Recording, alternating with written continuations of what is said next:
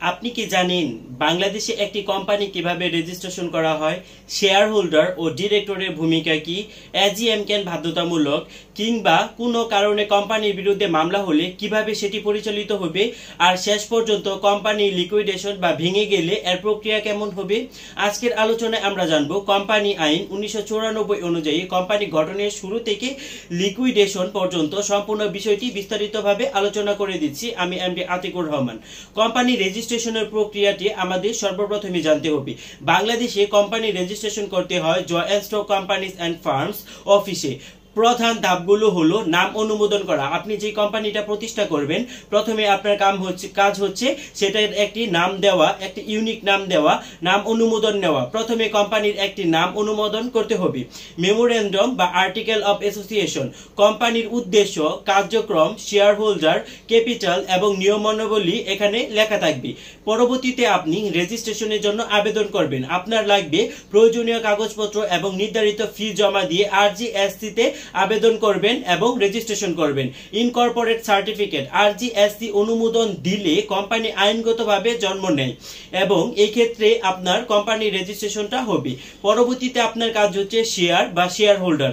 Share, কোম্পানির মূলধনকে বিভিন্ন অংশে ভাগ করা হয় এবং এক একটি অংশকে বলা হয় এক একটি শেয়ার। শেয়ার হোল্ডার, যারা এই শেয়ার কিনে এবং কোম্পানির অংশীদার হয় তারাই মূলত ভোটাধিকার, ডিপেন্ডেন্ট পাওয়ার অধিকার এবং কোম্পানির মুনাফায় অংশীদার হওয়ার সুযোগ থাকে। শেয়ার হোল্ডারকে দুই ভাগে ভাগ করা যায়, একটি হচ্ছে ইকুইটি শেয়ার, আরেকটা হচ্ছে প্রেফারেন্স অফ শেয়ার। ডিরেক্টরের ভূমিকা কি? একটি কোম্পানিতে আসলে ডিরেক্টরের ভূমিকা কি? কোম্পানি পরিচালনার দায়িত্বই থাকে ডিরেক্টরদের। ম্যানেজমেন্ট, সিদ্ধান্ত গ্রহণ, এজিএম আয়োজন, লিগ্যাল কমপ্লায়েন্স সবকিছু ডিরেক্টরের দায়িত্বে থাকে। কোম্পানি অ্যাক্ট অনুযায়ী প্রাইভেট কোম্পানিতে অন্তত 2 জন ডিরেক্টর এবং পাবলিক কোম্পানিতে 3 জন বা তার বেশি ডিরেক্টর থাকতে হয়। এজিএম, অ্যানুয়াল জেনারেল মিটিং হচ্ছে প্রতি বছর একবার এজিএম করতে হয়। শেয়ার হোল্ডারদের সামনে কোম্পানির আর্থিক প্রতিবেদন, ভবিষ্যৎ পরিকল্পনা এবং ডিভিডেন্ড ঘোষণা ইত্যাদি উপস্থাপন করতে হয়। এজিএম শেয়ার হোল্ডার প্রশ্ন করতে পারেন এবং ডিরেক্টর নির্বাচন করবেন বা বদল করতে পারবেন। মামলার প্রক্রিয়া, একটি কোম্পানিতে যদি মামলা হয়ে যায় তাহলে সেই মামলার প্রক্রিয়াটি, কোম্পানির সাথে জড়িত মামলার ধরন হচ্ছে কোম্পানি আইন সম্পর্কিত মামলা, যেমন ডিরেক্টর অপসারণ, এজিএম না করা, শেয়ার ট্রান্সফার ইত্যাদি। চুক্তি ভঙ্গ সংক্রান্ত মামলা এবং দেনা পাওনা সংক্রান্ত মামলা, দেউলিয়া ঘোষণা বা লিকুইডেশন মামলা। এই ধরনের মামলা সাধারণত কোম্পানি কোর্ট বা হাইকোর্ট ডিভিশনের কোম্পানি বেঞ্চে দায়ের করা হয়। কোম্পানি লিকুইডেশন কি? উইজিং আপ, যখন কোনো কোম্পানি ব্যবসা চালিয়ে যেতে পারে না বা আইন অনুযায়ী বন্ধ করতে হয় তখন লিকুইডেশন করা হয়। লিকুইডেশনের ধরন হচ্ছে স্বেচ্ছায় লিকুইডেশন, শেয়ার হোল্ডার বা ডিরেক্টররা সিদ্ধান্ত নিয়ে বন্ধ করে দেন, এটাই হচ্ছে স্বেচ্ছায় লিকুইডেশন।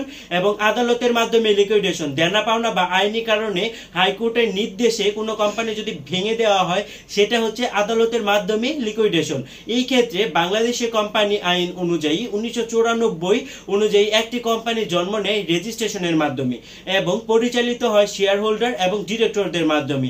প্রতি বছর এজিএম এর আর্থিক জবাবদিহিতা নিশ্চিত করে এবং শেষে প্রয়োজনীয় লিকুইডেশনের মাধ্যমে এর কার্যক্রমের সমাপ্তি ঘটে। আমার ভিডিওটি আপনাদের কেমন লাগলো সেটি অবশ্যই আপনারা আমাকে কমেন্ট সেকশনে জানাবেন আর আমার চ্যানেল ল ইনফরমার বিডি কে সাবস্ক্রাইব করে আমার পাশেই থাকবেন। ধন্যবাদ সবাইকে।